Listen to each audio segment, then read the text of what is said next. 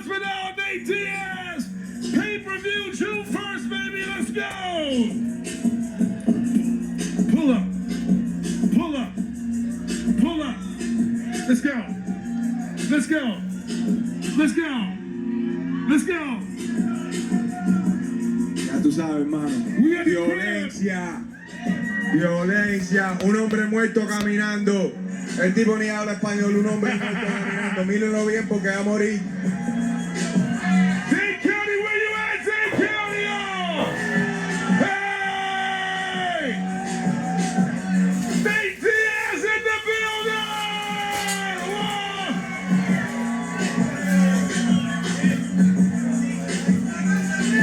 We out here, baby. What's up?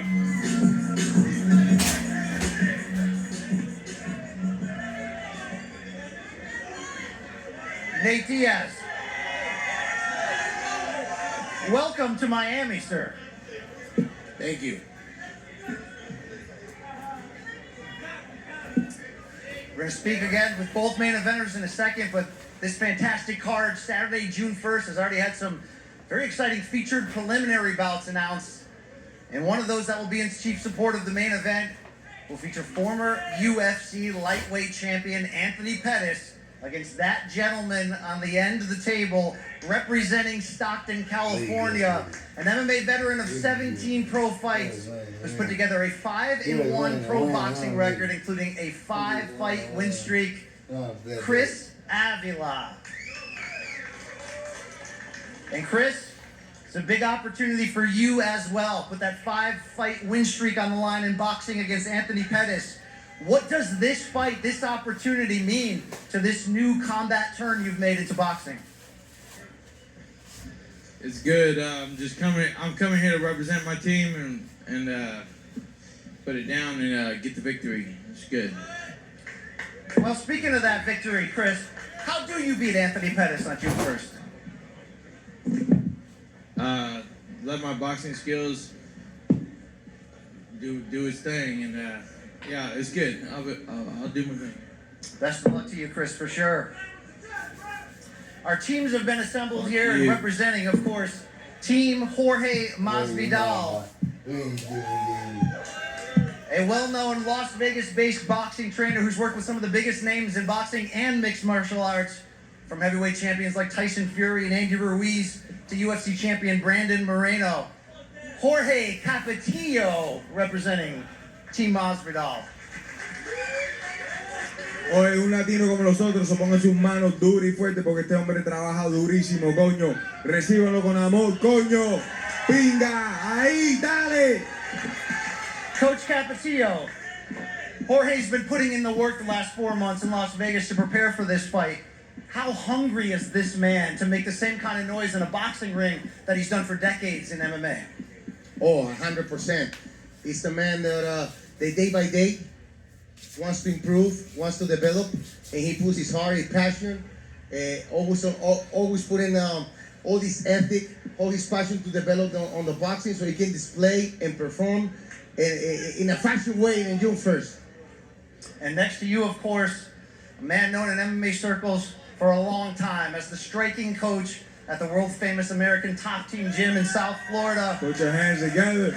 How about put it together for El tipo que me enseñó la Paulino rodilla. Hernandez? El tipo que me enseñó todo lo que sé.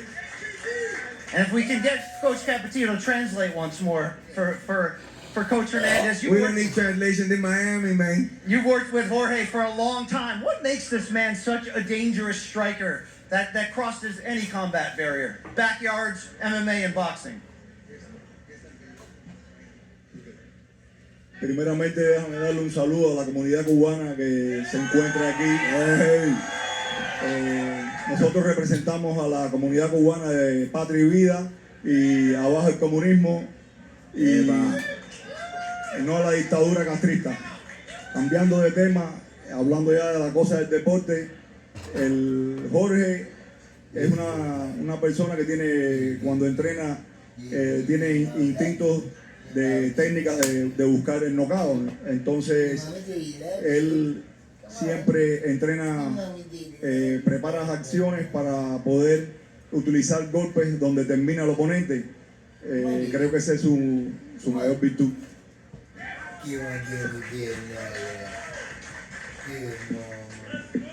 Jorge is a dangerous fighter. He's a man that always is looking to hurt his opponent, and when he sees blood, he's ready to kill. Indeed. Thank you so much to Team Masvidal. And of course, in the corner of Nate Diaz, his longtime boxing trainer, well known in Northern California boxing circles, working with many world title contenders, put it together for Mr. Richard Perez. Coach Perez, Nate called you the real BMF. You've worked with him since he was a teenager walking into your gym. Please speak about the evolution of Nate Diaz as a striker to the combat sports icon that he is today. When I first met Nate, he was sparring with everybody. He'd say, Richard, come watch you. What part of this guy be a heavyweight? And I said, wow, this guy's tough. He would go out there and just throw down and beat him up. And I said, this guy's got a lot of skills here. I'm gonna train him. So that's how I got started with him. He's a bad dude, believe me. Coach Perez, what type of fight are you expecting as the coach of Nate Diaz against Jorge Masvidal? What type of fight are you expecting?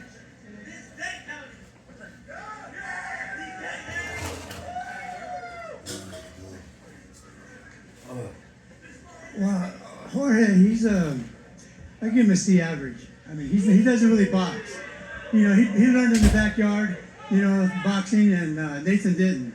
Nathan learned in real boxing. So that's what I see it. Some real words right there. Before we hear from the main eventers, I want to recognize the gentleman responsible for putting this great tour and fight together. He's the CEO of FanMio, Mr. Solomon Angle.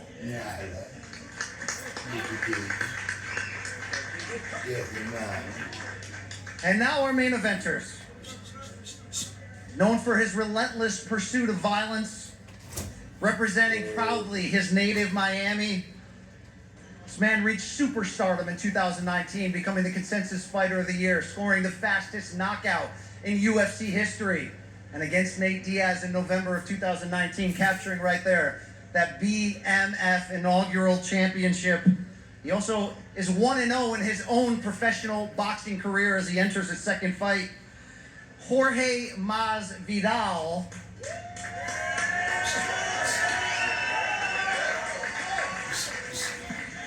Jorge, rivalries come in different packages, sizes, and attitudes and temperatures. How would you describe this rivalry that you're in the midst of with Nate Diaz?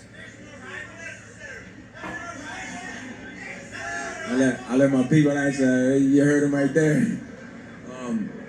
Like I said before, I got a lot of respect for Nate for what he's done in his career. Very similar upbringing, but that don't mean shit when we step into the cage or boxing ring, whatever it is. I'm only trying to do one thing, and that's end the motherfucker. And that's all I'm gonna be doing come June 1st, you know? Is put an end to this rivalry. Yes, sir. You got it, my brother. And of course, across from him on June 1st will be a combat sports icon. All you have to say is the 209 of Stockton, California, and people know what you're talking about. Along with older brother Nick, they've developed a swagger and a style that is often imitated but never duplicated. A man who himself became a household name in combat sports circles and beyond with a pair of record-breaking pay-per-view events in 2016 against Conor McGregor, becoming the first man to defeat Conor when he tapped him out at UFC 196. He made his own foray into pro boxing last year, going 10 hard rounds with Jake Paul, and really has been a regular in boxing circles for years, sparring with so many world champions and Hall of Famers like the great Andre Ward. So Nate Diaz, we are here for part 2 of this rivalry. So when you look back at part 1, UFC 244, what are your memories? What are your recollections of what went down that night for the BMF belt? He won, but I'm back for more, so that's what's popping. Do you still hold a competitive grudge at that fight being stopped because of the cut over your eye? Nah, it's a different fight. I'm here for a new fight. I'm here for a boxing match, and that's what it's gonna be. And I'm here to win, and that's what I came for.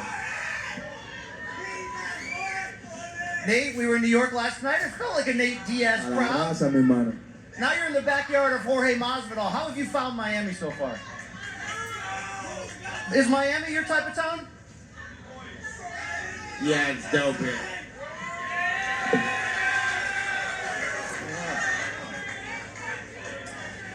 Jorge, that fight was stopped early 5 years ago, as we mentioned. What would have happened if that fight went on a couple more rounds? My boy's a truth teller over there.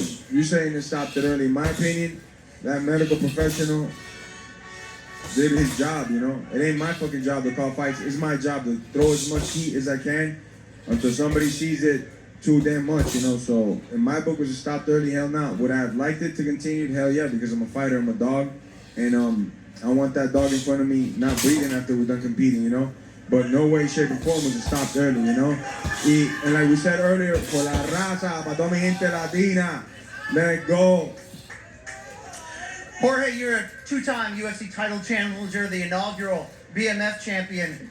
But if you score a second victory over a legend like Nate Diaz on June 1st, what would that mean to your career?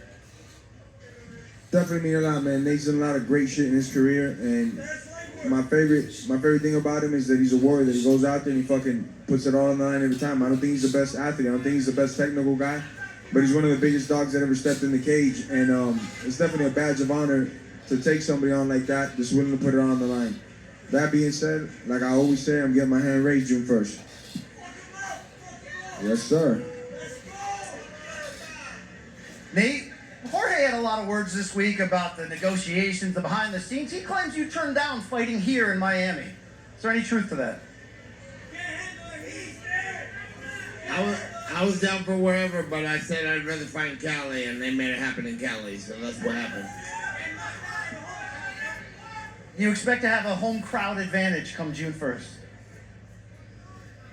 I don't give a fuck about that. Well, all I know is that Masvidal's been fighting a long time. I was ready to fight him wherever, and he was the biggest opportunity in the game, and they ran. When Jorge spoke this week, Nate, about your first meeting, he said what he proved was that he was the superior athlete.